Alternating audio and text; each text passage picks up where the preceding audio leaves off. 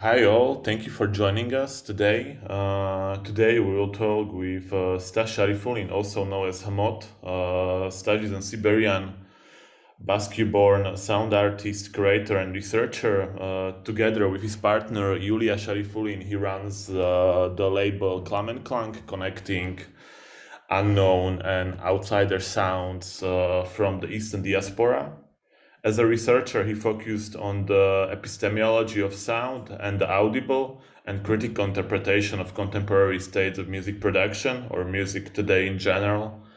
As an artist, he explored the position of the individual in the relation to the power and authority. Stash is a laureate of the Sergei Kuryoikin Award and holds a PhD in philology. His works, ranging from lectures to performances and installation interventions, have contributed to festivals and exhibitions such as Manifesta, CTM Festival, Unsound, Ural Industrial Biennale, and others. Stash latest projects include the music for the psychological thriller Another Name, and his solo LP, This Music Greets Death, released by Slovakian-based Warm Winters label. The blurb of this record, or the blurb that accompanies this record on the Bandcamp states, "We have gotten this far and everything has gone wrong. Where do we go from here?" And with this statement, let's say, I would like to leave the floor to our today's guest, HMOT. Thank you for being us here today. Thank you, Jan, for inviting me. Yeah, this blurb actually accompanies pretty well to the current situation, of course. Yeah, whatever. So I honestly, was hesitating until the very last moment if I should take part in it, but then I thought like, yeah, okay, so if there's this opportunity, I thought that I can turn this, what is thought to be an artist talk into a sort of, let's say, into a sort of a report from the grave. It sounds a bit funny, but then I will explain. The main thing is what I wanted to tell you about is the main topic would be the sound studies in Russian Federation. I want to put an end to it. I want to put an epilogue, or rather an epitaph. So yeah, I'm a Bashkir / Russian / Siberian person born in Siberia in really small town which called Lesosibirsk, literally translates as, I don't know, like a small town in Siberia, some sort of this. And yeah, and don't think that it will be like too dramatic, because I really don't follow this narrative about like poor Russians and so on. I think it's bullshit. So the whole idea for all this thing is just to kind of end the sentence, learn from the mistakes being made, and yeah, turn the page, and maybe you will find it useful as well, because sound studies as a discipline, it's an interesting thing. And yeah, so first of all, I think that you can consider this report, let's call it report or whatever. It's not a lecture, it's not an artist talk. Let's call it a report, as some sort of the Eastern perspective on how the Westerners have defined listening. First of all, listening is my interest, is a point of my interest, and then all the other sonic activities which are now connected to like what we call experimental music, what we call avant-garde music, sonic arts, sound arts, and so on. And yeah, of course, it was all happening while the sound studies, let's just call it sound studies as the big thing, was formed into a discipline in the second half of 20th century. And also, this is my personal case against the Russian Federation, and later I will explain why. So still before I kick off, I think it's really important to define the three starting points, maybe like, yeah, three starting points of this report. First of all is, of course, yeah, we're doing it in the situation where my country attacking and occupying Ukraine, which is a crime against humanity. And I don't really, again, I'm not really following this narrative, or it's Putin's war, it's not Russia's war. I don't really think that it's Russia's war.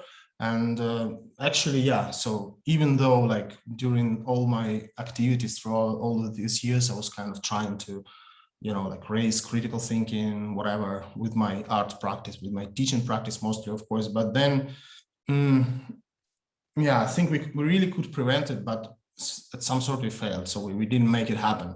And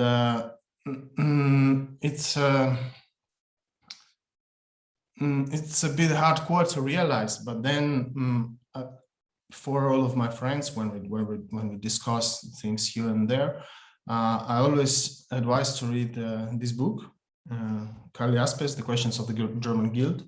I mean, historical parallels are, of course, super obvious, because I'm also super critical towards my people who want to, you know, put themselves aside of the responsibility. And it's super, super important because, yeah, you know, first of all, guilt as a concept, guilt as a context can really demoralize and paralyze people. And on the other hand, the responsibility is super different because responsibility is able to actually kind of mobilize you. And that's why I think it's very important. So anyway, yeah, trying to do our best, and you should also try to do your best. I've just been in Czechia and in Prague and in Brno, just passing by, but still, and I saw a lot of like Ukrainian refugees, and I really, it warms my heart to see how a lot of people are helping them and so on. I think it's just amazing. So, I mean, the war is of course awful, but then we reached this point of solidarity, and it's really a good thing. So do whatever you can. We're also kind of doing our best. If you can donate, you should donate. If you can spread the information, which is super important, because basically one of the milestones of this war is the enormous amount of propaganda on Russian TV. And yeah, and if you can support Ukrainians by any means, you also should do it. And I think, yeah, this is two first points that I wanted to tell you. And the third one is why it is not an artist talk, why I don't see it as an artist talk, and I don't want to actually put it as an artist talk. Mostly because, yeah, there's just this quote from a friend of a friend, and it's my friend Lena Ishchenko, the art curator from Krasnodar. And just the chat and Telegram. So like our projects have failed to stop what's happening. And Natasha, as Natasha said, it's another friend of ours, a curator and artist as well. So all of the projects we've been doing throughout these years simply became the decorations for bombs. Kind of interesting, but I also think that somehow this point is not the end. I think somehow this point should be a starting point. It's what I call the radical pessimism. It's what I call after Mark Fisher. I don't know if you, it's a British author, criticist, who was writing a lot about popular culture, who was writing a lot about music. Yes, he's pretty known within our context. Yeah, amazing. Yeah, so he has this idea of the radical pessimism, saying that, yeah, okay, so the world is fucked up, so we're done. So, okay, we made it to the end. So let's maybe stop complaining. Let's maybe stop whining or whatever, wipe our tears, and then just really realize what we can do from this point. And this is, I think, is really much more interesting and much more optimistic. It gives you a certain points of optimism. Yeah, okay, so if our art projects we've been doing for years, if all of their activities we've been doing for years, they failed to stop the war, let's just try to realize, let's just try to some sort of rewind and just dissect all this practice and just understand where it gone wrong and what we could do and what we can do in the future. Because I still think that yeah, as I told before, the collective responsibility is the very important state, because it can turn you into actually creating something, not really kind of whatever, lying in the lake of tears saying, oh, how poor we are. Because I don't think that we are poor. I don't think that, you know, I think it's just bullshit for people who really don't have empathy or who really don't have any compassion. So whatever, it was some sort of introduction, short introduction maybe, and yeah. So from this perspective, I propose you to try and build some sort of an argument with some Western artists and researchers who had a huge influence on what we see in the discipline nowadays. I mean, by discipline, I mean the sound studies, sound art, like everything connected in this huge bubble. Yeah, it's mostly Western artists, of course. The discipline was formed in the West, and it's still there. And still, like, if you will search for any non-Western, by Western I mean the UK, the US, France, Germany, who else? Switzerland, and so on. And if you will try to find any non-Western person who is actually accepted, some sort of accepted in this academic field, it is already an academic field, there's not a lot. There's not a lot of them. The situation is getting a bit easier and a bit simpler and a bit better in the following maybe 5-6 years. So we see a lot of upcoming, like really amazing emergent researchers from Mexico, from mostly Latin America. There are some people in Eastern Europe, just a few, but then it's predominantly defined by the Western perspective. This is very important. And from this perspective, I think we can start. Please have a look at this beautiful picture. Was just taken, I think, like a few weeks before the war. And that's what I was doing. I'm currently staying in Switzerland, in the city of Basel, in art residency, whatever. And I really like to work with water, really like in different contexts. And I thought that if I'm there, so I should travel Switzerland, wherever, to see things, mountains, lakes, all these super beautiful landscapes, and to record maybe some water. I use some basic equipment like hydrophones, Tascam recorders, and so on. And that's what I was doing. And it's this picture made just, I think, like maybe a week or 2 weeks before the war, in the beautiful place called Thun. Thun is somewhere in the really middle of Switzerland, in between the French and German part. There's this huge Thun lake, which calls Thuner See, like Thun Sea, whatever. Yeah, you can see the picture. It's quite spectacular. And I also recorded this small fragment. I mean, I recorded a lot, but I want you to play this really small fragment. It's minutes plus something. And I just really, yeah, I want you to listen to it, and then we will discuss it. Yeah, it's one cut, just record and then stop, no layering, nothing, no addition, nothing. So just kind of the pure field recording.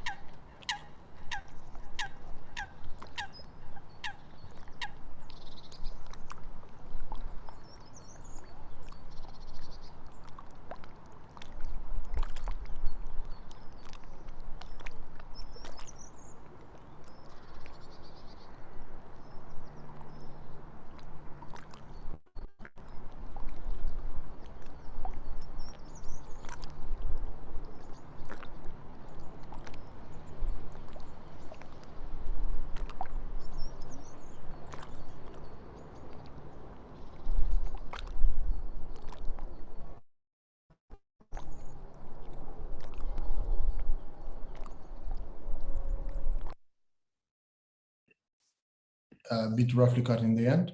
But yeah, so some sort of a perfect soundscape. I I was playing it to my students who are still in Russia, most of them. I was playing it here to the people in Switzerland, and yeah, I was always asking actually, like, what do you hear? Please, can you describe me what you hear on? And basically, yeah, the answers are quite straightforward. So what we hear like some sort of waves. I mean, water sounds, basically, of course, a lot of birds. I really like this in the very beginning, in the first part. So they are kind of in sync. Two birds. I think that was, I don't know. I'm not a bird specialist. A tree. There was a duck in the sea, in the lake, and there were from the distance, and somehow they kind of synced together in this weird polyrhythm, and it was pretty cool. And yeah, and so that's what we can hear on this recording. And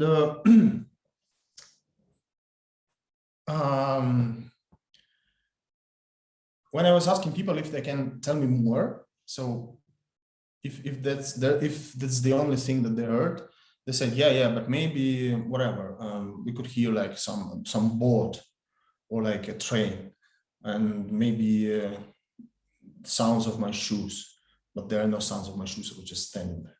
And I said, yeah, okay, but that's actually the result. That's sort of analysis, what I call the which I say is a problem. Why I say it is a problem? Yeah, first of all, of course, for me, there is way more information than it's actually been just stated before.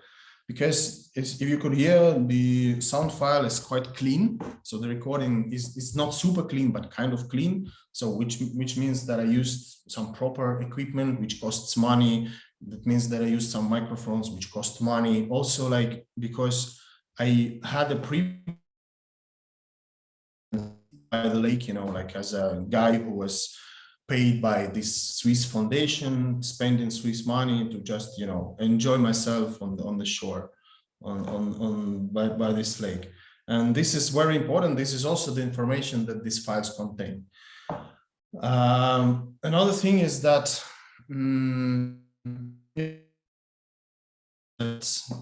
Switzerland is one of the quietest places in the world. That's true. They have a lot of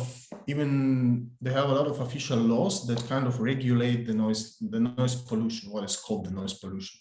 So for example, after 10 p.m., there are like super strict things. For example, they use some specific materials to build houses, especially if it's new houses built. I think I don't remember the exact year. Sound is really great, because I don't know, I haven't lived in Czech Republic. I never lived in Czech Republic, but for example, for all the places I've been to in Eastern Europe and Central Europe, is kind of, you can hear your neighbors. So I can always hear my neighbors in the place I live in, where I used to live before coming here. And yeah, so there's almost no noise coming from the road, coming from the cars. There are almost no noise. There's like flight-free zone, so you can hardly see any planes, because it's some sort of a natural resort with all these mountains and things. So this is also the very important information in this sound file. And it's always like somehow we kind of close our eyes, or rather close our ears. We don't want to listen to it, because we have this thing that you see on your screen, the gentrification of listening. What I call the gentrification of listening, or the Western, predominantly the Western gentrification of listening, is the point where listening became some sort of an, let's say, internal practice. So connected with meditation, connected with self-awareness, like raising the self-awareness, but I think it's more muting the self-awareness, by the way. So this position where a privileged someone from whatever, from United Kingdom, can sit in the safe space, listening to all these beautiful sounds around, and, you know, just enjoy this very moment. And why I see it's problematic? Because the soundscape of the world is not gentle at all. It's really far, far, far away from being gentle. But the discipline, if we just keep exploring all the major works from sound studies, and especially the second half of the 20th century, from the middle of the 20th century, from like the works of Pierre Schaeffer to like, to I would say the 1990s, they're trying to gentrify it somehow. Always sound is something else, always sound is abstract, but of course it's not abstract. Even if you use some tools, you can hear it. You have then access to these tools to like whatever, your digital audio workstation and so on. So this is some sort of a focus that's going on through all the major, as I told you before, all the major works in sound studies. For example, this highly respected scholar who actually left us, who passed away just not so long ago, Raymond Urey Schaeffer. It's a Canadian composer and researcher. Is the person who actually coined the term soundscape and coined the term acoustic ecology, all this noise pollution, all the things I told you before. And it's a quote from the movie, which goes, you can watch it later. It's only like, I think 6 or 7 minutes. It's called Listen. So I can just put it in YouTube, Raymond Urey Schaeffer, Listen. And that's what it says. The world is a huge composition, like miraculous composition, without a beginning, without an ending, so on. We are the composers of this huge composition. We can improve it, we can destroy it, yes, so we can have more beautiful sounds and so on. And he keeps saying it like really kind of in the middle of Canadian forest, standing outside of his private house, like really in some sort of amazing landscape.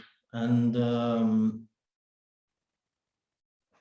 yeah, so of course we can think of the world as a huge miraculous composition, yes, but it's not only a miraculous composition. There's also a lot of really nasty stuff happening daily in the, yes, if we call it the global soundscape, of course. So this is a rather one-sided approach to listening and to the soundscapes, which of course has its own consequences. And one of the least harmful, let's say like one of the least harmful byproducts of this concept is what I call the commodification of silence. So if silence is so precious, if silence is so nice, if it's so great for our ears, of course, here comes capitalism, and the capitalism says, okay, I want to own it. Okay, I want to sell it, I want to commodify it, I want to turn it into a commodity. So I want to turn it into a product of luxury. That's how it happens. It's just super basic pictures. It's like advertisement of some popular models of noise cancelling headphones. And it's also a bit interesting, the whole idea of noise cancelling headphones. We've been discussing it like a few weeks ago. There's this Argentinian / British researcher, Aura Zatz, and she had a really nice point on then, yeah, actually like canceling noise is a bit like, I'm out of the politics. So like if you want to cancel the world full of noises, it's some sort of, yeah, I'm putting myself in this safe zone. I'm putting myself in this comfort space. So I don't really want to communicate. I don't really want to make difference. I don't really want to take action. So yeah, she's also against this, all the noise cancelling products. And of course, if we say about those people who actually not really into the cancellation of sounds, not really into the cancellation of soundscapes, there are still some questions even to those who try to listen attentively, or we might say who try to listen carefully. This is a sort of an amazing quote I always use for my talks, lectures, whatever, when I open my mouth and pretending that I'm not as stupid as I am. It is the name of the article by Alvin Lucia. Amazingly, Alvin Lucia, like, of course, is one of the keystones as well in the scene, and he also passed away not so far ago, but yeah, rest in power. So it's the name of the essay, where Alvin Lucia is writing about his works and writing about his works with Pauline Oliveros, and actually fantasizing about doing something like some sort of a space for listening. It's more about like the acoustic and architecture than about listening, but still kind of an interesting reading. So yeah, careful listening is more important than making sounds happen.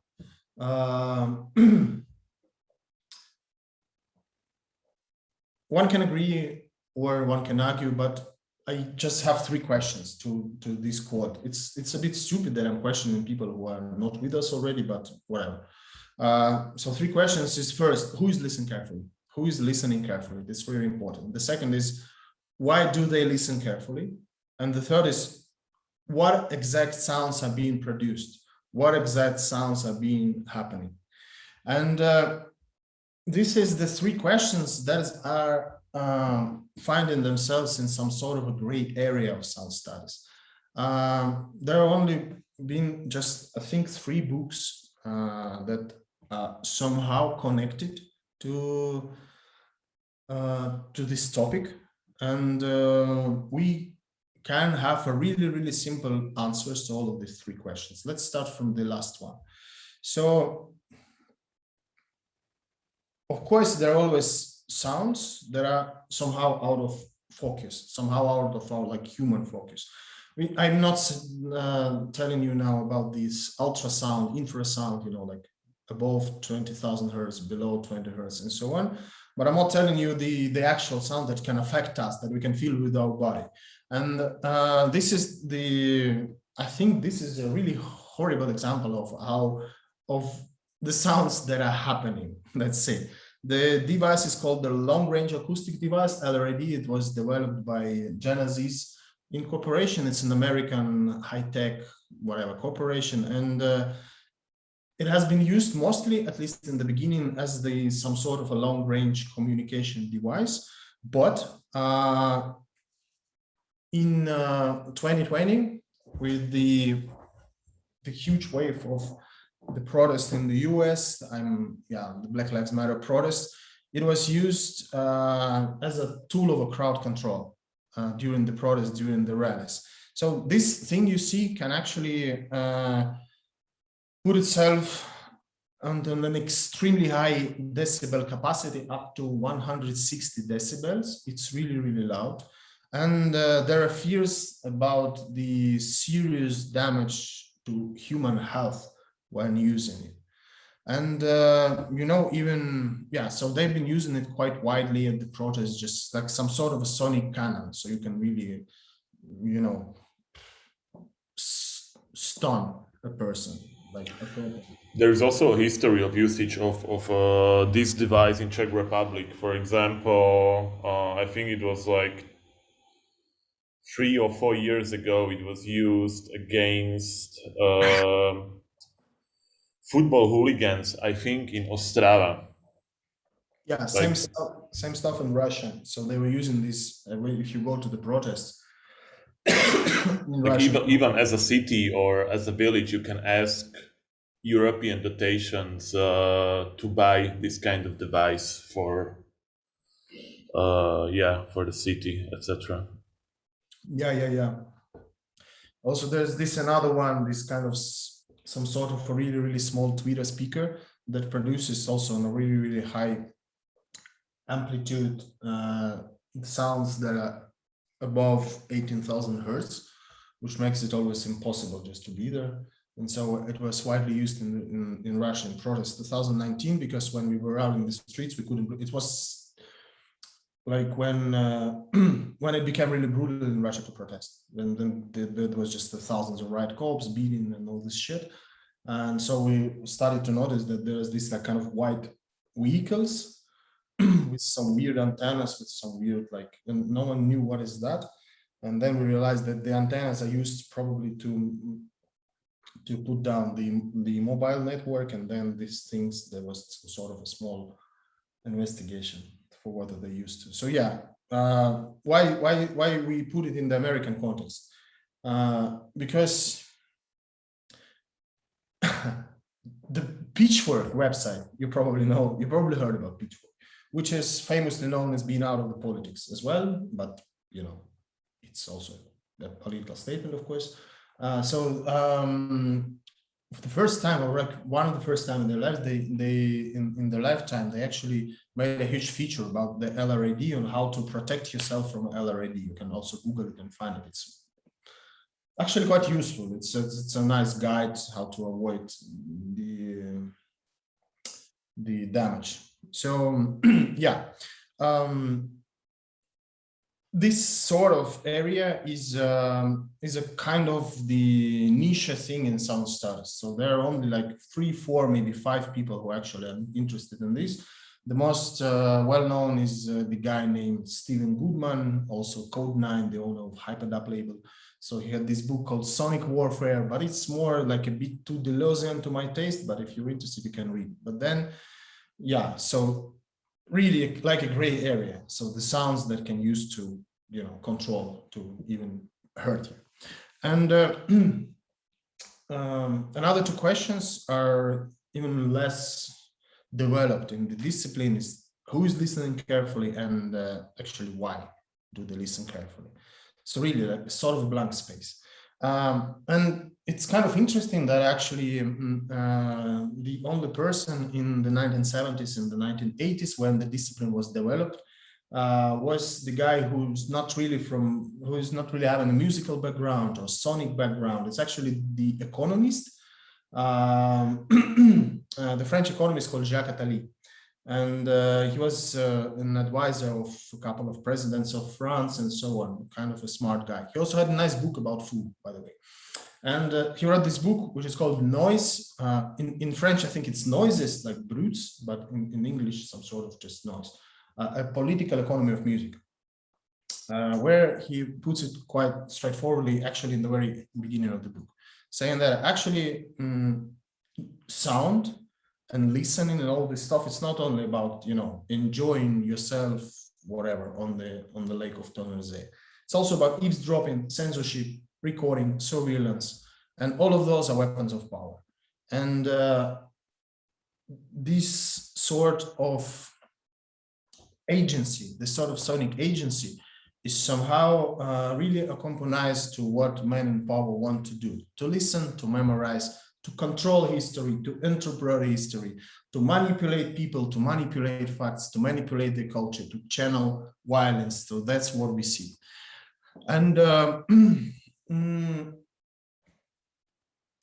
it's a bit sad that the whole thing has been like undeveloped. I'm not saying that it's not developed at all. Of course, there are some works, especially about the surveillance. There's really a lot, but not really in the context of sound as an entity. But okay, that's another question and really another story. And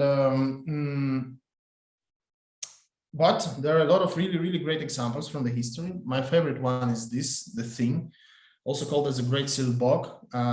Actually, it's one of the really first historical covert listening device developed by a brilliant Soviet Russian, with some roots, Soviet engineer Leon Teremin. We call him Lev Termian, and you probably know him as the guy who invented Termin Vox, this thing, the wireless electromusical device. The story is amazing. It's also a bit funny. What you see is how it works. So it's some sort of a souvenir which was brought by Pioneer, so like this Soviet Boy Scout movement, to the first ambassador of the United States of America in the Soviet Union in 1945. So it was a kind of a gift. So they came like boys and girls saying, yeah, Mr. Ambassador, we're so happy having you here. Here you have this gift, beautiful gift. Please put it like on the wall in your cabinet. And he's like, yeah, amazing idea. Thank you so much, small Pioneer. I will do it for sure. And so the thing stayed for 7 years. And only in 7 years, they realized that it's actually a code listening device. It's a bit funny. So, I mean, Soviets or KGB or I don't know who were really actually kind of listening to everything, what's happening and what's being discussed in the American embassy. which was a big scandal, a huge scandal, of course. And technically, it's amazing. It's just amazing because it didn't require a lot of energy, so it stayed like up on like 7 years. Can you imagine? And it could transmit sounds onto some really long distances. So not really long. So there was a small building where KGB agents were sitting and actually listening to everything that's happening, but still. In this light, I think the history of Leon Termin is also kind of interesting. Yeah, long story short, I don't think that we have so much time. He started to build his sound devices, synthesizers, and so on in early 20th century. Then he was a part of this huge avant-garde movement, which usually is called Russian avant-garde, but it's not really Russian avant-garde. It's like Ukrainian avant-garde and Armenian avant-garde. So a lot of really different nations took part in it. And he was developing these devices, and then he was invited to the United States, and he moved to the United States. He got married. He lived there for quite a while, and he was returned. Actually, I would say abruptly returned to the Soviet Union in 1938. 1938 is the years of what is called the Great Purge. So these massive repressions from Stalin to like really kind of a lot of people were killed and so on. And the story is still a bit shady because some people are saying that he would just had some difficulties in the United States. He didn't want to live there, and he had some tax difficulties and he had some financial difficulties. So he decided to return to the USSR. But for example, his partner was saying that actually there were like some people who were following him, and they some sort of kidnapped him, some sort of Soviet officials who kidnapped him from the room in the hotel and so on. So he was brought to the Soviet Union, put in Gulag as, the traitor of his homeland. Of course, why is anyone Soviet person wants to live in the US? Of course, he's a traitor. And then he spent a couple of years there. Then he was sent to Sharashka, the so-called Sharashka. It's some sort of the scientific institute inside the Gulag. So he was working like really side by side with a lot of amazing Soviet scientists like Korolev. Really, really a lot of people. And then he was rehabilitated, I think in 10 years or so. But during these years, he was working for actually KGB, and he was building some sort of, the thing you saw before. There was an amazing device called Buran, which is like an infrared, like also code listening device.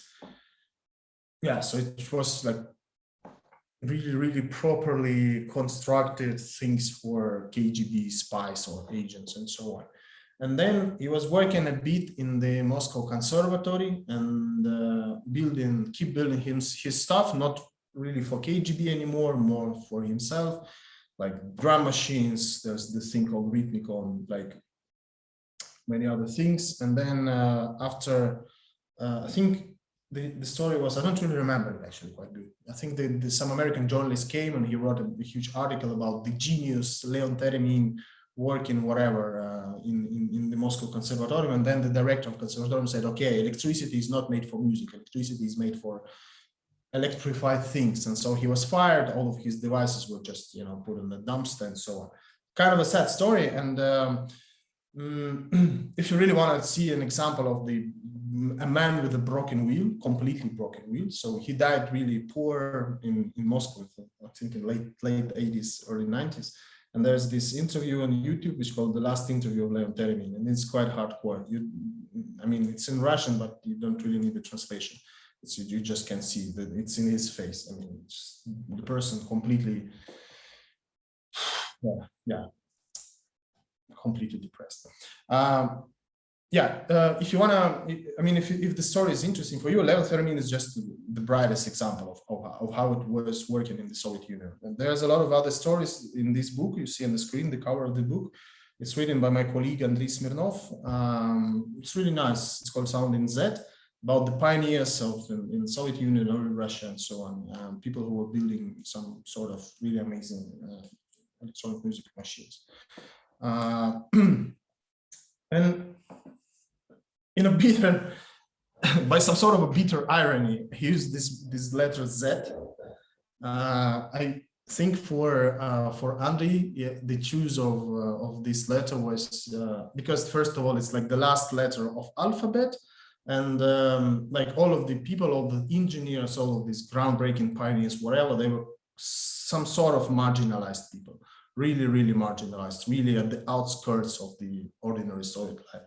And then Z is somehow reminds you the lightning, the graphical symbol of lightning, and then it was, yeah, like electricity. And then Z is the first letter in the word zvuk, which is sound. So yeah, many connotations. And by some bitter irony, as you might already know, the official propaganda, our official propaganda, is now using the letter Z as some sort of the symbol of the war against Ukraine. Yeah, I mean, everyone is already calling it swastika because it really looks like, and there are a lot of really horrible examples. Actually, yeah, I think you've seen it already. Let's just turn the page. I don't really want to see it. So this is, I think, for me, this is one of the unthinking and unlearning points for the sound studies in the Russian Federation, as I told you before, because a lot of the Westerners, they are trying to put the term called the mode of listening into the context of the discipline. What is the mode of listening? It's like, well, actually, it's quite literal, the way you listen to. So it started with Pierre Schaeffer again, and he's one of his colleague, Michel Chion. So you probably heard about, or maybe not, about the so-called reduced listening, like Teorie. It's one of the most important concepts for the early Pierre Schaeffer.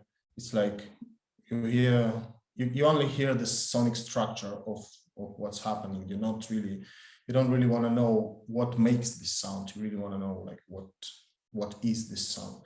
Then there was the semantic listening and so on and so on. You probably heard also about the Pauline Oliveira's deep listening conception, which is also a mode of listening, and many others, actually, many others. And then I say that one of the starting points for if we turn the page, if we just forget about the Russian Federation and we turn the page, I think could be this thing, which I call the zombifying listening.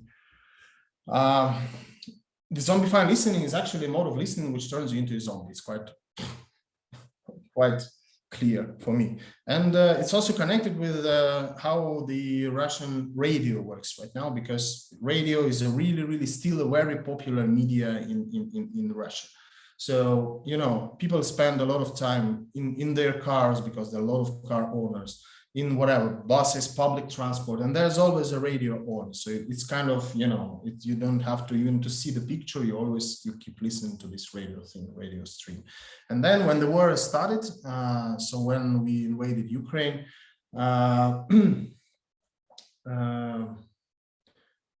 there was really like 24/7 pure propaganda. They put off the air all the music, sports, culture, whatever, everything that is not connected to the current agenda of the Russian state.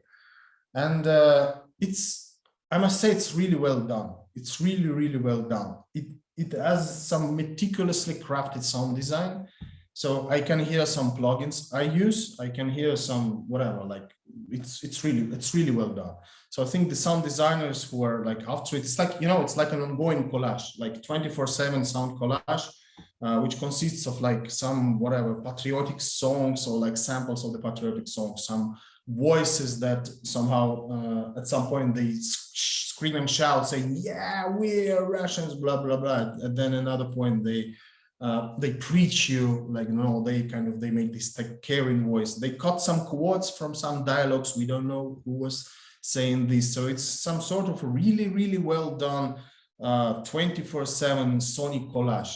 And that's also interesting because actually these people are using the same tools as we use, as I use. And yeah, and so maybe we were arrogant enough, not just seeing that also all of the tools we're using can be used not only for good or for, you know, creating the dreamy soundscape of ambient music, whatever, or music concrete, but also for actually putting people in the mode of this zombie-fied listening, to turn them into this sort of new fascism trendy shit. Sorry for my language, it's not good. As the whole thing, I think that this whole approach to the what we call the sound studies, let's say in Russia or in the East, taken to an extreme, it's turning the state or the regime into some sort of a generalized eavesdropping device, and at the same time into a gigantic, like really gigantic, humongous, monopolizing noise emitter, because it's both, it works in the same way. So it listens, the ear to listen, everything is going on, and the mouth to speak things. So careful listening and making sounds happen simultaneously.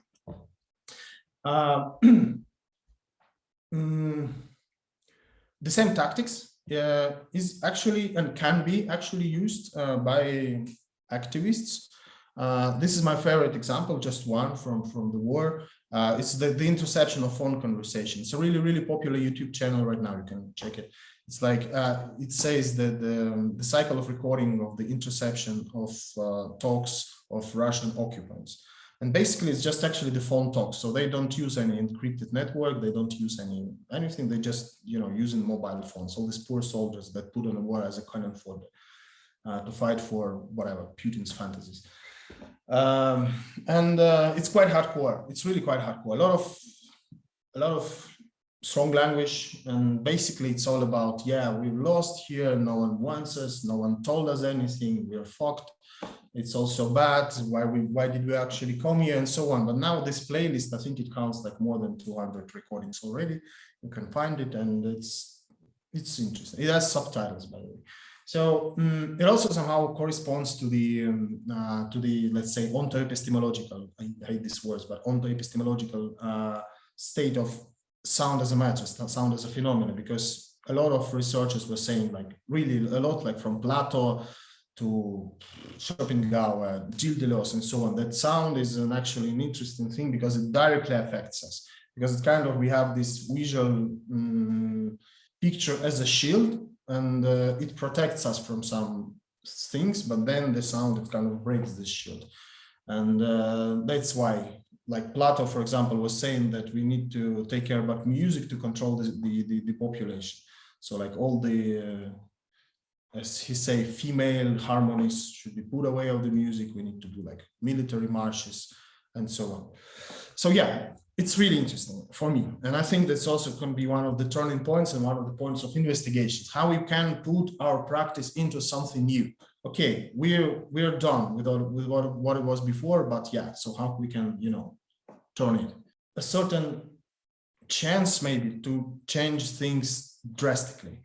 But first, I think we need to come back to the beginning of what I was saying in the very beginning, to these questions of responsibility.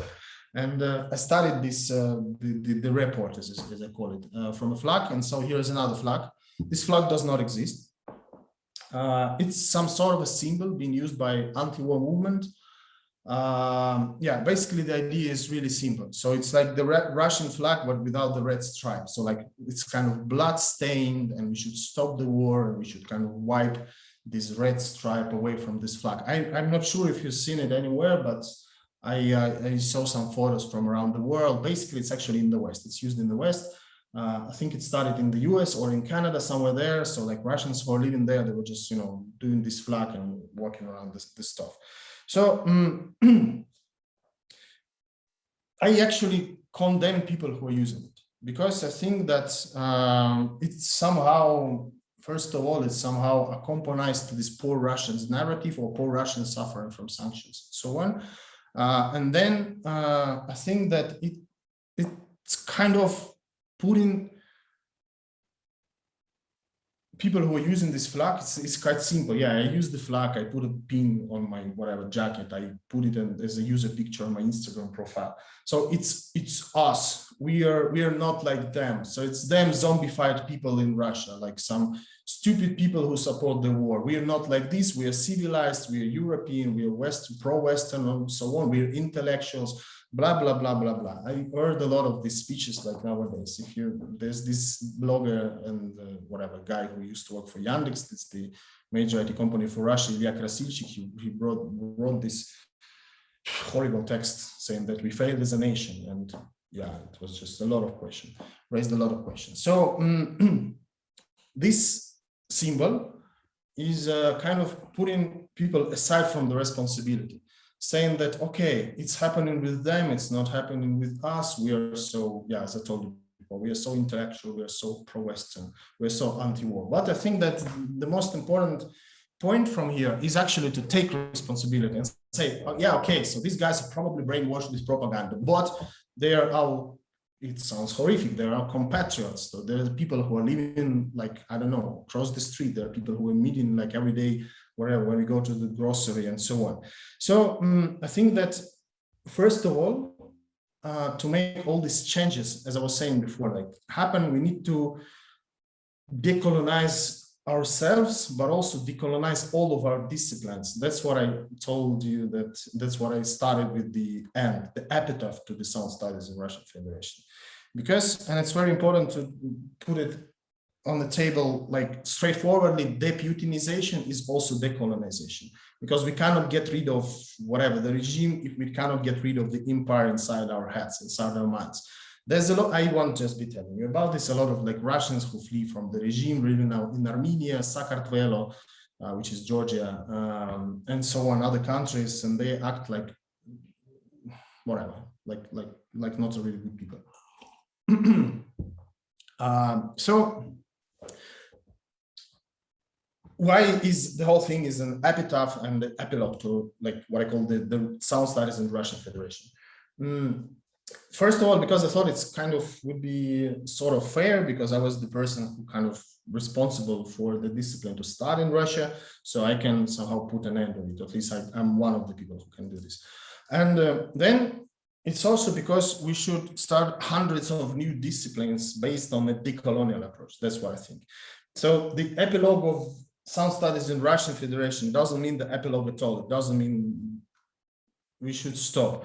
It just means that we should start like to put an ignition for hundreds or tens and dozens of many other disciplines around the world.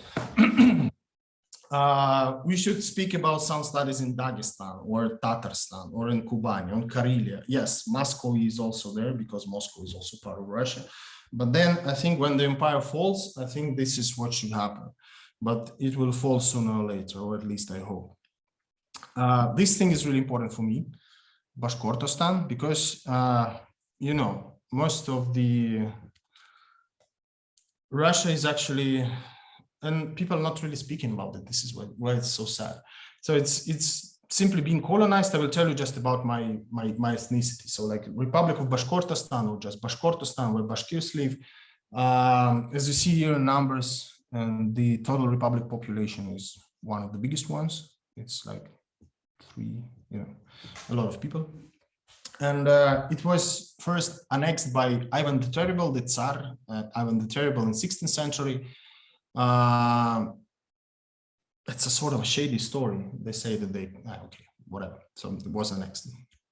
And then it was converted, really brutally converted into the Russian internal colony in 17th and 18th century. There were a lot of riots, there were a lot of uprisings. Actually, half of the population of Bashkir people was killed. And no one speaks about that. And that is what's interesting for me. When the Soviet Union collapsed, early 1990s, Bashkortostan was given some sort of an autonomy. So we could choose our own president, you know, do a lot of things. But then when Putin came to power, nothing. It was all taken away. Now Bashkirs cannot even vote for the president of the republic, autonomous republic, and it's everywhere, literally everywhere. So Republic of Mariel, Yakutia, Komi, Kalmykia, Dagestan, and so on, and many other things. And also that's why the current war on Ukraine is actually a colonial war. I think for me it's clear at least. And even though if it will take a lot of time and probably effort to let's say wipe this red bloody stripe away from the Russian flag, I think that it's still really important, and one of the most important steps in the complete and unconditional decolonization of cultural knowledge, humanitarian knowledge, the complete rethinking of our current position in art, music, sound, whatever else. It's a really a long way to go, but I think this is the only way to get rid of this imperial consciousness that us Russians, have right now. And in the very end, I wanted to put this quote by Oleksiy Radinsky, who is the amazing Ukrainian filmmaker and artist. It's actually, again, if you're interested in what I was just saying, it's the great article published by eFlux called "The Case Against the Russian Federation," and where he's saying the same things. The anti-war movement right now consists mostly of marginalized people. It's like students, whatever, super young people, queers, political activists, LGBTQI+ activists, feminists, and so on. And so it's really marginalized. And so it's really radical because people have nothing to lose. Yeah, because we have nothing to lose, what to lose. It's an interesting point to start actually not imagining, but doing something to reattach ourselves with these ideas I just listed above on a really different level. And so this decolonial discourse now has every opportunity to gain ground if it's coupled with the anti-war movement. And and I think this is it. Thank you for your attention. If you have any questions. Yeah, I would like to thank you one more time for the talk. I would like to point to the one of the first quotation, which was Raymond Ray Scheffer. I also think that might be interesting to mention. It's like a few years ago, there was published a book called Hungry Listening, Resonant Theory for Indigenous Sound Studies by Dylan Robinson. And I would like to read you out loud the introduction to the book. The introduction is actually a quotation by Raymond Ray Scheffer from his study on the limits of nationalism in Canadian music from 1961. And the quotation is, "The Eskimos are such an astonishingly unmusical race that the composer really has to wring his material to make it musically presentable. There is a marked similarity between an Eskimo singing and Sir Winston Churchill cleaning his throat." No way, it's Raymond Ray Scheffer. Yes. Oh, amazing. That's, approved. And now I will continue. Now it will be even better because I will quote myself.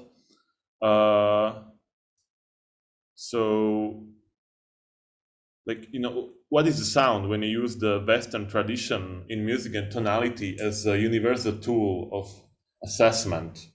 Let's start with this. Let's start questioning the questions. What kind of tools, with what traditions, what roots are you using to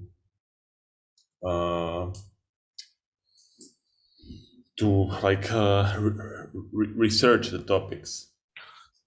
It's a really good one. I mean, looking back to what we call the Western music, of course, it's obviously some sort of esoteric bullshit, which is it was built around because, you probably know that the origins of the first musical system, right? So people were just sitting on the ground, watching in the sky, and so these stars, they're always at the same place. These stars are moving, so we should call them the wanderers, and the wanderers in Greek is the planetes.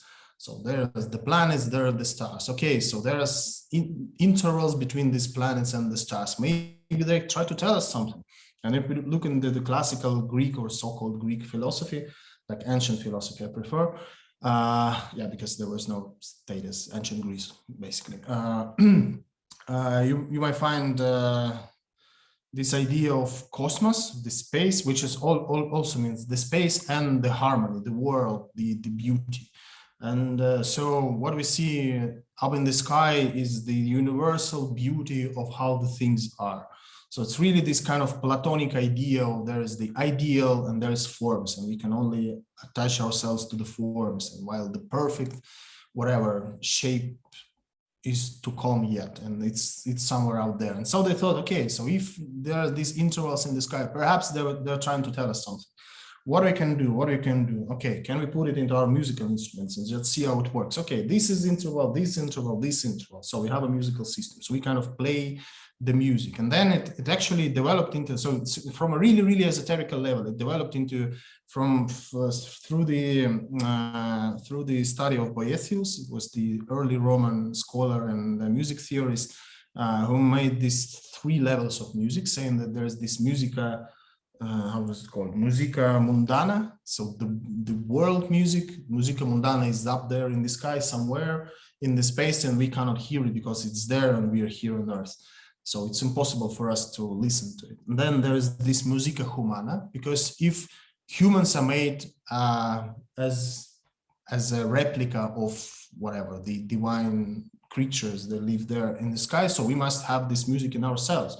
But we are so immersed into our scenes, we are so greedy, we are so whatever, thirsty for power and so on. So we just cannot hear it. So our mundane business is some sort of muting these beautiful sounds coming from the space. And so what we have left is musica instrumentalis, and musica instrumentalis is actually, yeah, harmonies put it here and there. So I think it's just, and if you look through all this history of the Western music, it's all about the control. It's all about the kind of setting the borders. It's all about the really, really rigid rules of how it works. Also, like, I mean, if you know the story of avant-garde music in the 20th century, it's kind of the same. So it happened because people were trying to break out of this, to break out the boundaries. And then, like, for example, even all the people who were developing this, some sort of rejection of a tradition, like Schoenberg, I call the 12-tone system, they some sort of just, how to say, approved the tradition in a way, because saying that, yeah, okay, we have these 12 tones, we can't go anywhere from it.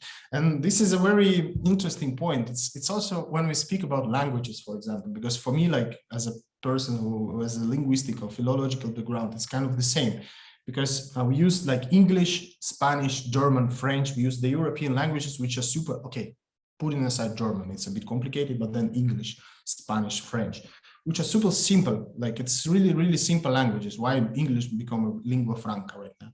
Because it's super simple. And we use it to describe actual languages which are super hardcore, which are super complex, which, like, for example, the languages of native Canadians or Native Americans, which have, for example, there's one language which has like 56 cases, and the specific grammatic category is saying something passing through something.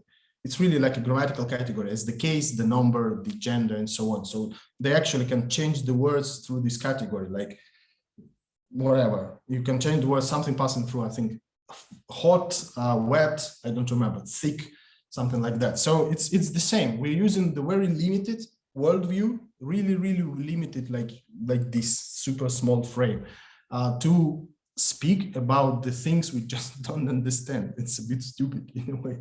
And the same thing is happening with music. I think so somehow, if someone decided that it should be like this, using some whatever esoteric bullshit from long time ago, and then they say, okay, it could only be this way, but not in another way. And if we also see it in the works of Raymond Bury Schaeffer, which is also amazing. So I think it kind of clicks for me. I don't know if I answered your question, but. Yes, thank you. I will just put out the question from the chat. Hello, thanks for the great talk. I know this question is a quite long shot, but is there any chance of another split LP with Noko? I don't know if I appreciate it in a good way. Happening in the future, both in Taiga 2 needs to happen. Whoa, that's hardcore. I don't know, probably not. I don't think so. I don't know. Could be fun. I'm still in touch with Alexei, but we haven't been working on anything together for a while. And also, I think like Lost in Taiga was about Taiga, and I'm not in Taiga anymore, and I don't think that I will ever be again. So probably not. Sorry.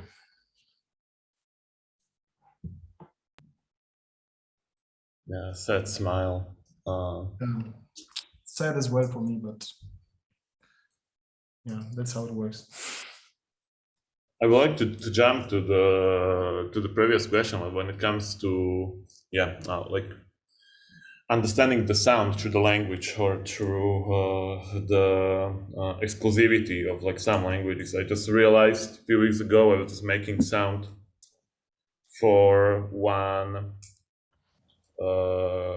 theater play. Like I was the sound person on the place.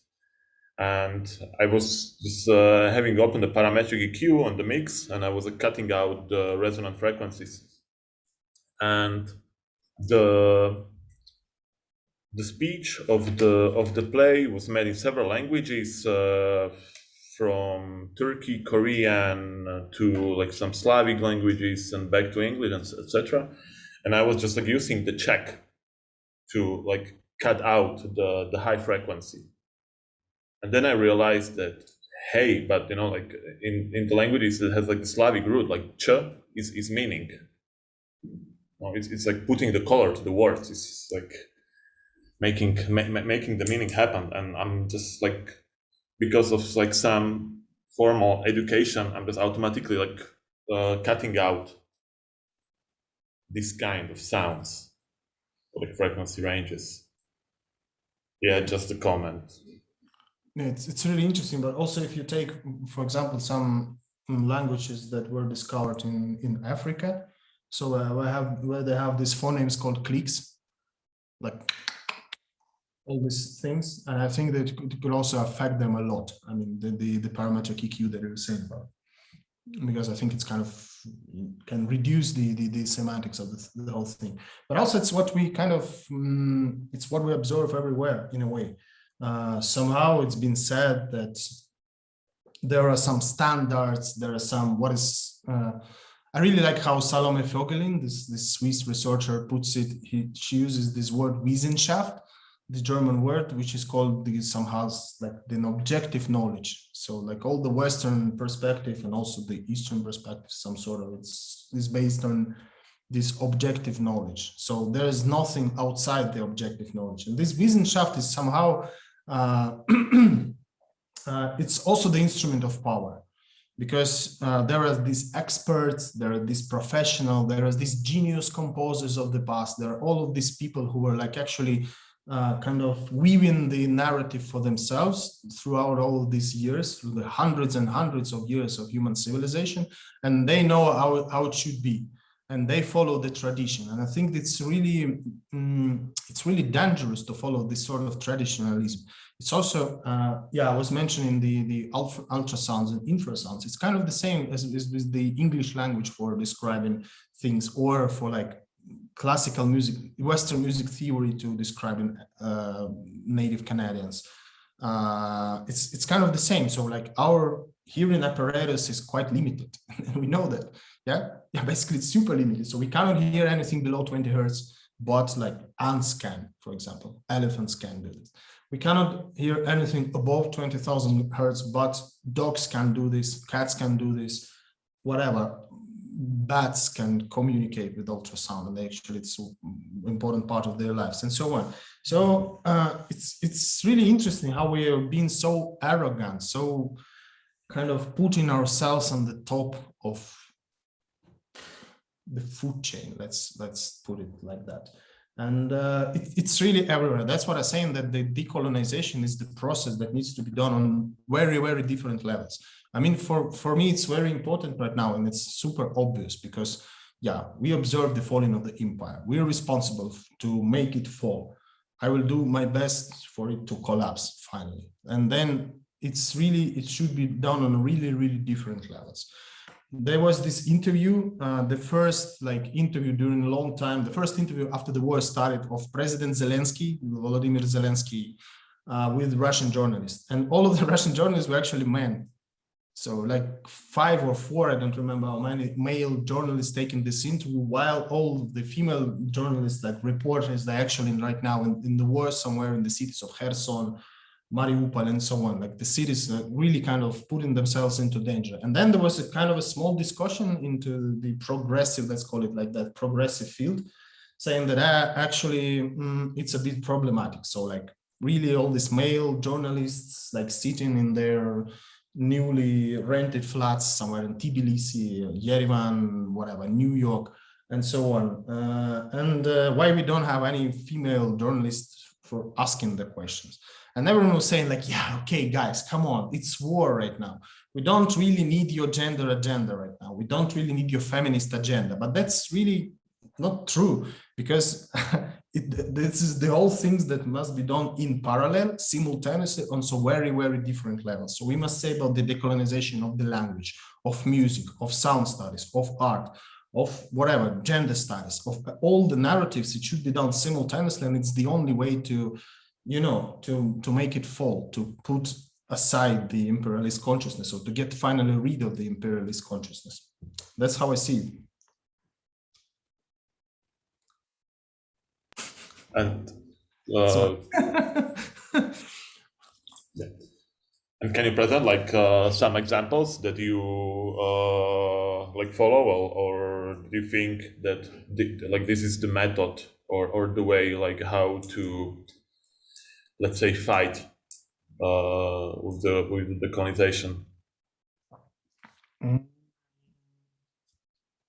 I mean, most obvious is education. I think why education is super important, because yeah, we were just discussing it with my partner a couple of days ago that actually when I can only say about the Russian context. Sorry, when they were doing these reforms of educational reforms in 2010, 2011, everyone was like, yeah, okay, this is a big mistake. This is a huge mistake, because in like 10 years, it will just lead people to whatever. The people will become not really critical. Let's say like that.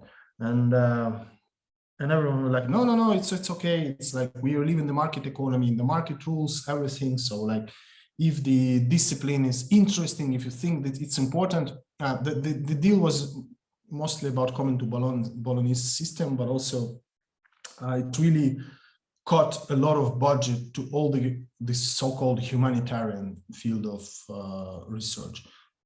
Everything connected with culture, everything connected with art. They say, okay, if you are so popular, then just earn money by yourself. And then it actually led to the total collapse of the humanitarian knowledge in Russia. And yeah, so basically education, I think, is the most important thing.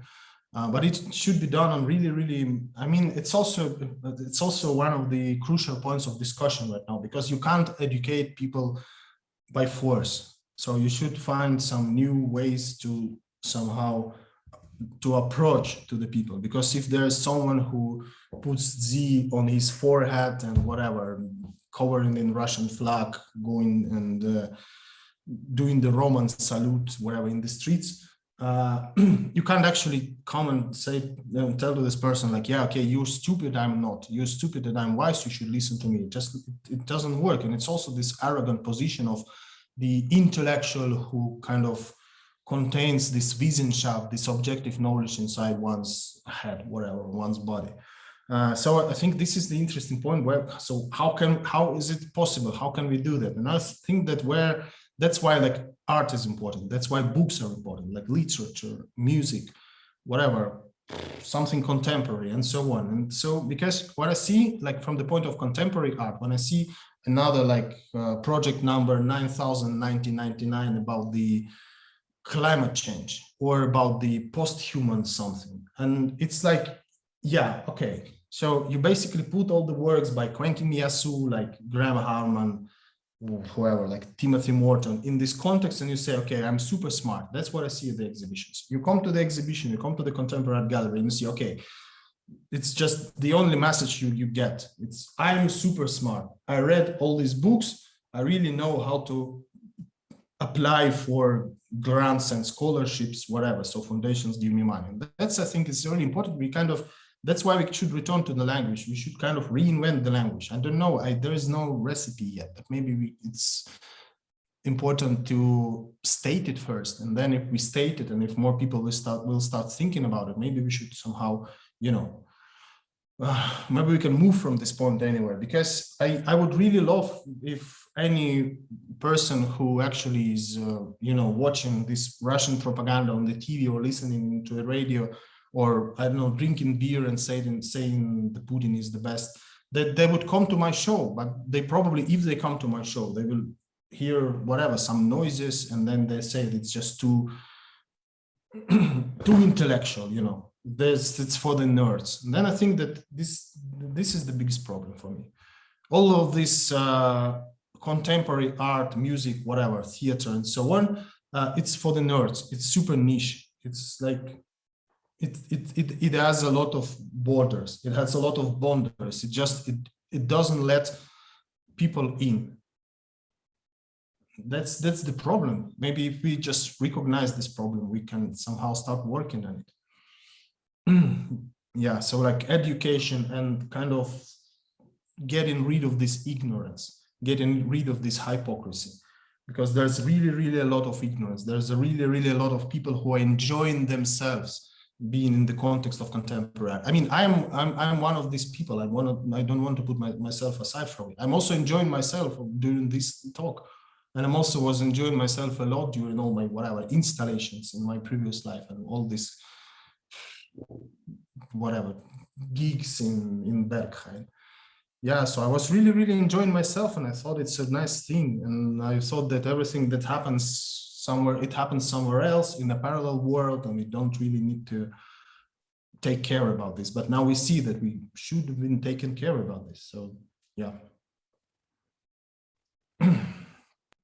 Yeah, actually, we had this conversation like a week ago with Ruan Grupa, like how to work, like how to avoid this like art language newspeak.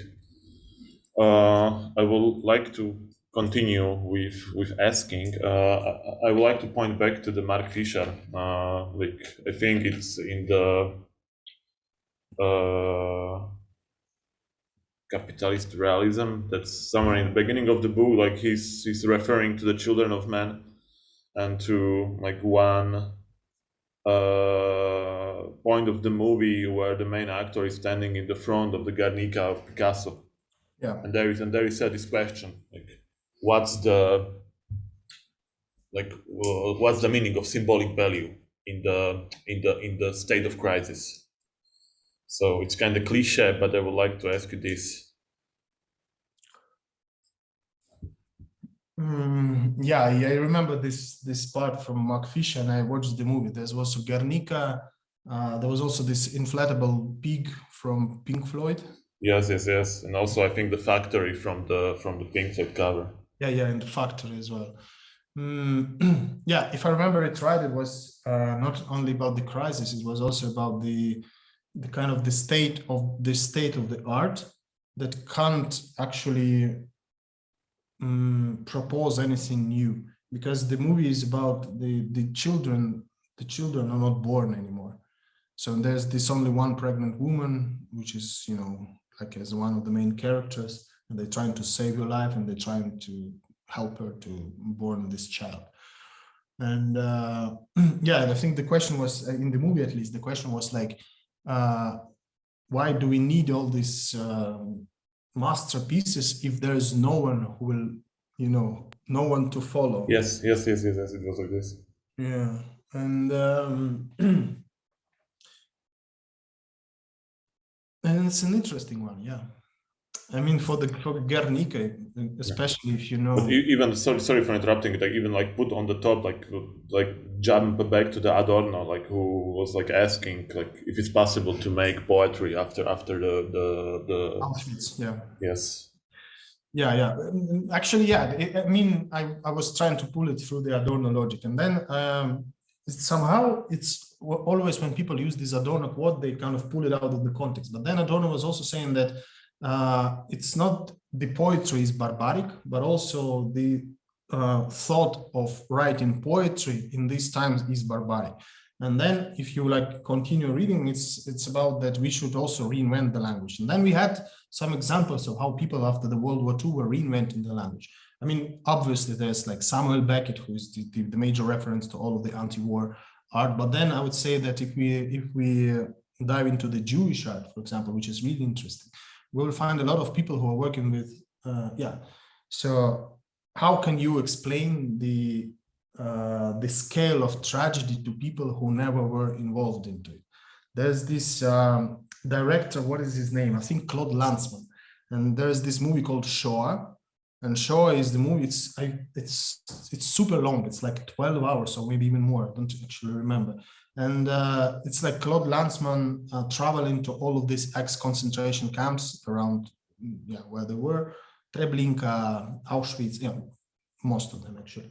And there are like super long and silent sequences. And then there are people, the people who appear in the screen, you understand that they're there only because no one else can be on their place.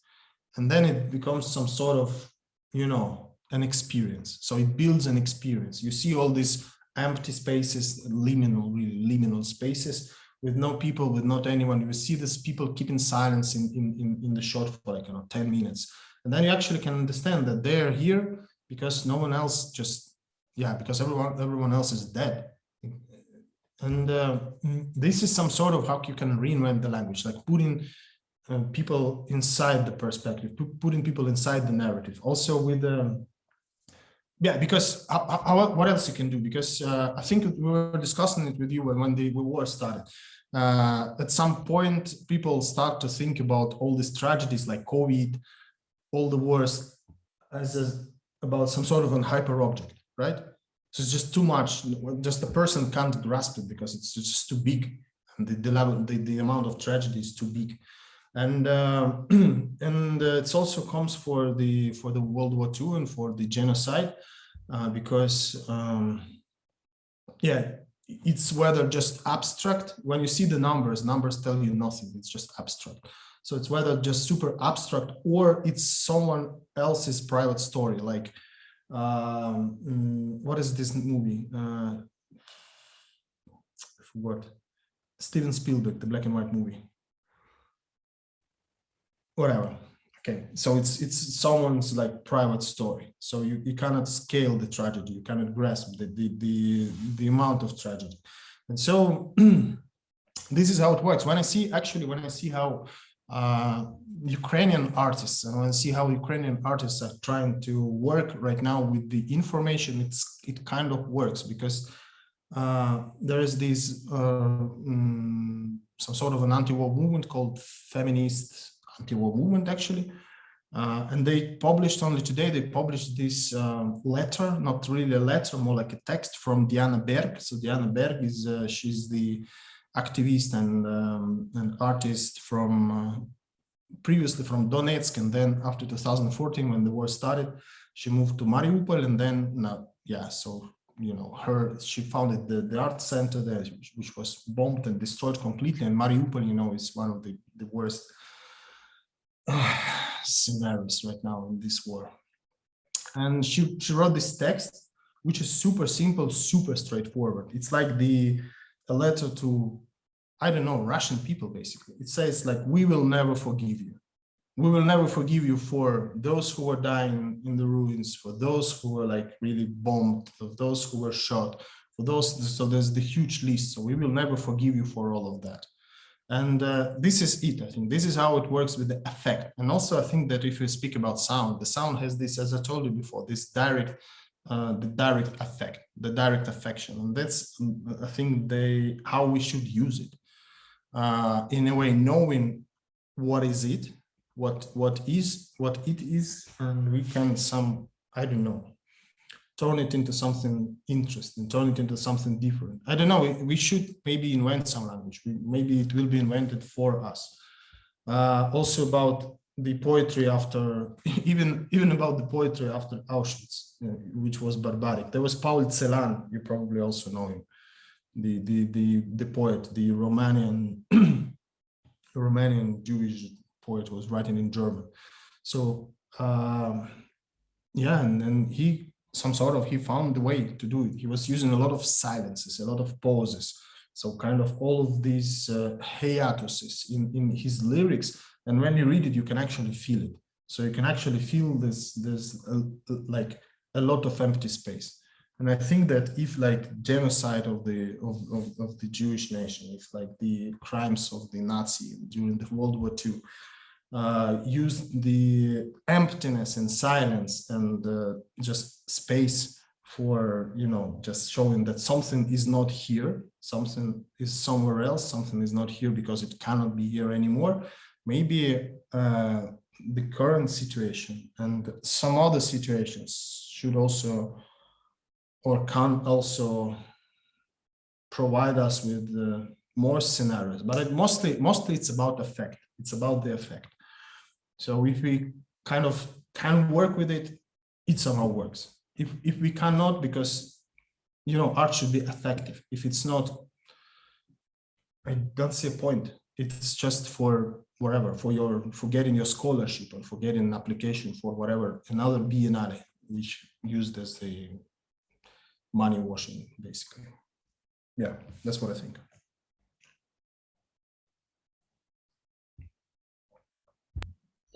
Yes, thank you. Please, if you have any more questions, just like feel free to ask. I will answer a lot of questions. You have still time, or? I'm fine. I would like to jump back to the image of the handheld recorder recording the lake, or the water with the mountains in the background. It also happened to me like several times when it came to things like what are you listening to, that there is like still like some affection towards like, let's find some visual representation, or like let's find the visual, like let's find the sources or the events that are being, or that were recorded, that there is like still like some kind need of being factographic, let's say.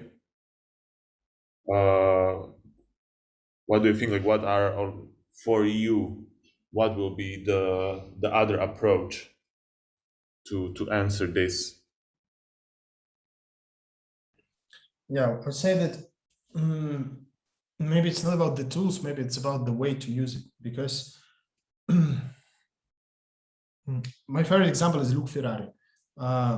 Everyone's saying that, yeah, Luke Ferrari is whatever, genius, and I like his works. Some of them are really nice, because he's some sort of made this tectonic movement happen, right? So no one before Luke Ferrari was not using the huge like cut of field recording as a piece, saying that, yeah, okay, so everything's happening, so here's your piece, and then recording and so on.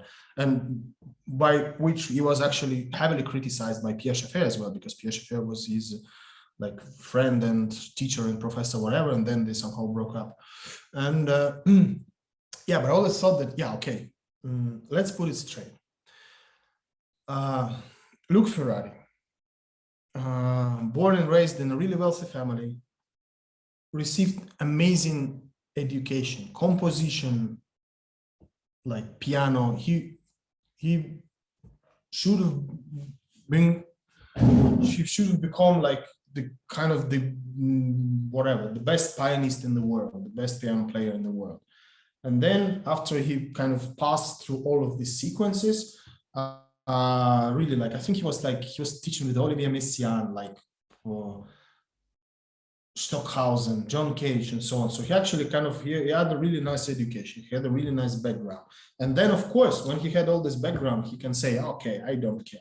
I don't care about piano. Traditional music is just bullshit. Western music is not interesting. So I will just put all these field recordings And also, he was using this Nagra field recording, and Nagra field recording is really, really expensive. And I mean, now it still is really expensive, but then back then it was like, wow, you must have had a really nice, budget to allow it. And it's everywhere. It's in some of his works, saying this like Le Petite Symphonie of the Prosecutor, the small symphony and the spring drive. That's also, I mean, he's writes directly. So me and my wife, we just went to the countryside. I was driving my cabriolet and we were recording everything around. So yeah, so you can hear this sequence. You can hear he's playing the flute and it's some sort of nice, you can see, oh yeah, look, Ferrari, such amazing music. Wow, I will buy this record pressed by Shelter Press, whatever, in a JRM. And then you see, okay, basically he was just a rich dude who had the cabriolet, who had his wife, who had enough time to just go in the countryside and this Nagra to record all this stuff. And then he had like a lot of whatever opportunities to record it. And that's why I think that it's not the point of what we actually do. It's about like how we do it and what is the purpose. It's like it's kind of some basic questions that should really be standing beforehand. We simply, press the record button or do the modular synthesizer, whatever, all this stuff. So I think if there's I don't think that the tools or the aesthetics or the image, visual image, sonic image is that important. I think that actually everything can be used. It's like, we live in an amazing time where we can choose between hundreds and thousands of instruments. You can basically just do whatever you want. So it's a lot of stuff. And I think that's not how we do it or what we do with it, but more like why are we doing it? So what is our position, what we stand on, what we believe in, for whom we are doing it, and in what the people for whom we are doing it are believing it, and so on. So I think this is the kind of basic question that should stand just beforehand. We kind of approach, we making this first step to any art practice. It sounds stupid, but that's what I believe in. And then like you can use actually anything. For example, for these guys at the Bratislava at Lob, this is amazing for me. How many books do you know about mushrooms? Thousands of them. Yeah, but like what is different between thousands of the books about mushrooms and this exact book by Jonas Gruszka? It's like really two different artifacts of art, because it's really kind of the whole background, the whole history, the whole story behind it. It's super amazing. And also like Roman Radkevich Collective, the same. Yeah, this is the best music I've heard in my life. I'm telling you. So like Roman Radkevich Collective album Television is the best music I heard in my life, because it's just people really kind of playing music because they want to, because it gives them, a certain feeling of comfort. I don't know, the thing we were discussing before, right? So, and whatever, it has nothing to do with air condition. It has nothing to do with career or like whatever, pitchfork review, whatever, in the Wire magazine and so on. It's just the simple joy of making music. And that's what was stolen by capitalism. That's what was stolen by all the people who want to make our life miserable. And then we should not allow them to make our life miserable. We should enjoy our moments. We should do our art for ourselves and for other people who are enjoying it. So building these kind of small networks, really kind of weaving these networks of relationships, starting from the really low levels, like from your friends. So building these blocks, I think this is what art should be attempting to make, but not really another biennale with super expensive equipment used. This is thank you for the answer. This is also like somehow bringing me to the, I don't even know like how to describe it, to the like situation, incident, or like whatever that happened in the, I don't know, it was like the end of the year, beginning of the year, with the geography of the album of the year charts, where practically Eastern Europe was just not represented at all. So like how to, or maybe can you just like briefly describe the situation, or like how to, like what was possible to learn from it? The most important lesson for me is that it's not important. I think like all these magazines, all this whatever medias, that's just not really interesting. I mean, I bought one of the recent issues of the Wire magazine, and the quality of writing is just, I know maybe it's about me, maybe it's just not interesting anymore. I don't know why. But then the whole thing is, yeah, of course, as you mentioned. So if you have a glance, just a really brief look into these, whatever, top 100 albums of each work, anything, Wire, Quietus, and so on, like 90%, at least 90% will be just UK and US. If you find anything African, for example, it's released on the labels from UK or US. If you find anything Asian, it's probably maybe made by expats or also released by the labels from the UK and the United States, and so on and so on. There's a lot of this stuff. And even, yeah, you say Eastern Europe, I would even say Central Europe. I mean, Central Europe is also the same. You cannot see anything from Central Europe. So no Czech Republic, no Germany. Yes, I mean, I also like, you know, I still like understand myself as an Eastern. Yeah. I mean, yeah.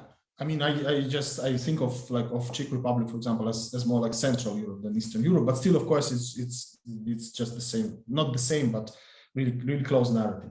And yeah, I don't know. And the situation was quite funny because I made this meme in Twitter, and then this asshole journalist from The Wire or wherever he was from, the Quietus, he was just saying, yeah, but like, yeah, I think his main argument was that we made this, we write in English, it's a British magazine, so we write whatever we want to, it's our local, whatever.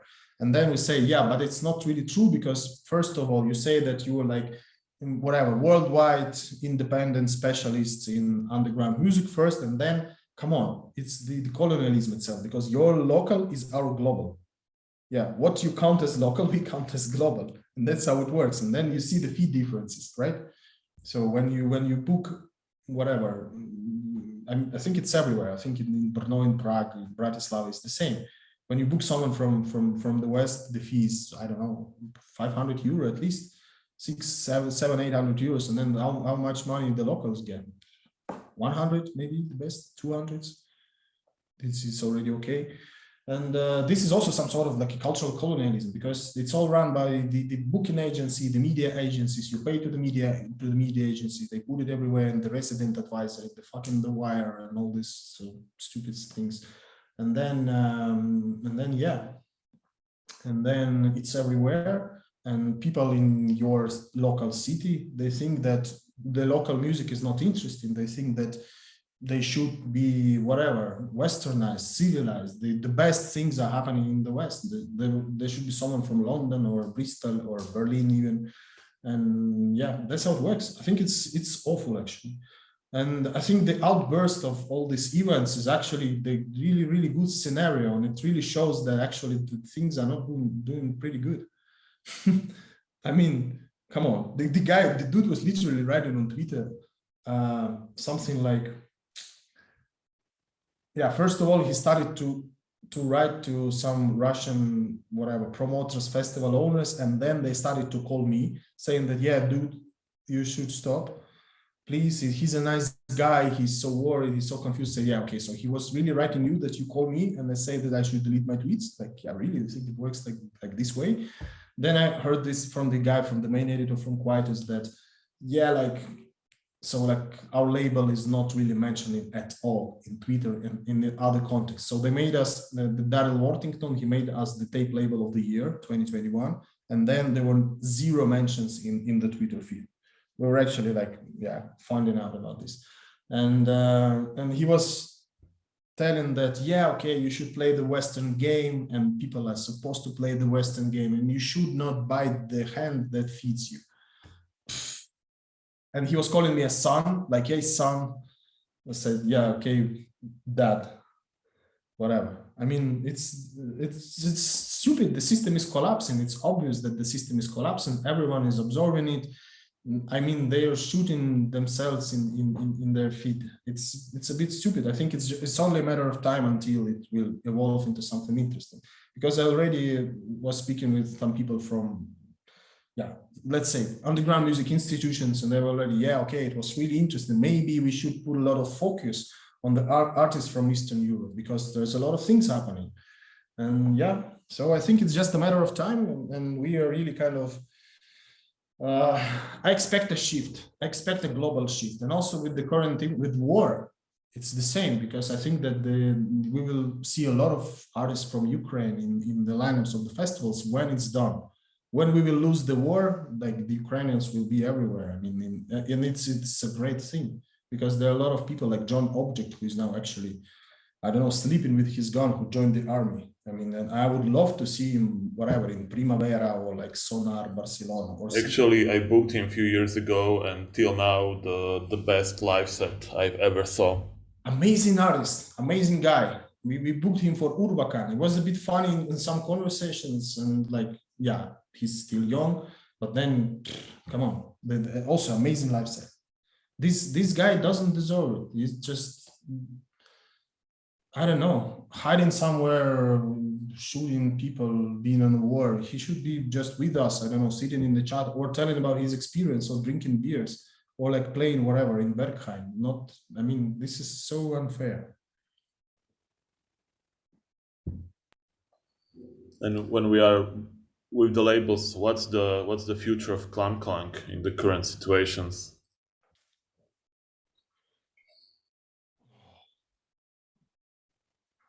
Can we skip this question?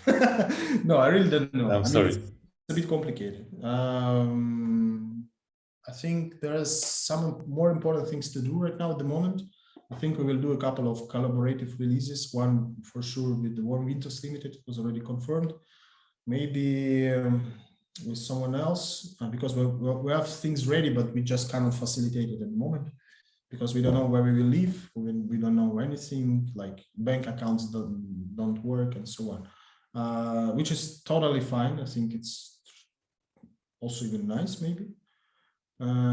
I guess maybe in the end of the year, it will be a bit more clearer if it will still continue to exist or not, or if we will turn it into some sort of, we were thinking also about turning into some sort of like a platform, maybe.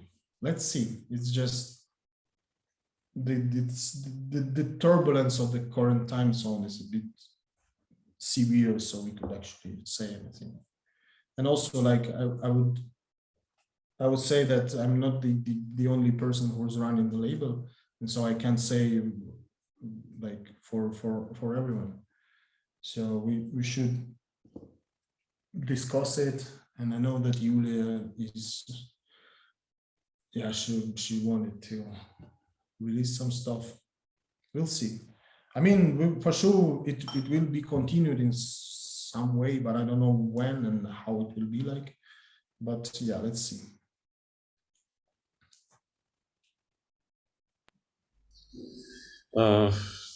Yes, thank you one more time for all the answers and comments. If there are no other questions, I think we can finish this point if you are fine with this. What is this gesture? It's a heart from TikTok, a small heart. Ah, okay. I never was on TikTok, so I was. Okay, so thank you one more time for your time and the talk. Thank also all the participants for being with us here this evening. Thank you for having me, Jan. It was a pleasure. It's always a pleasure. And hope to see you soon or in better futures. Thank you. Ciao. Ciao.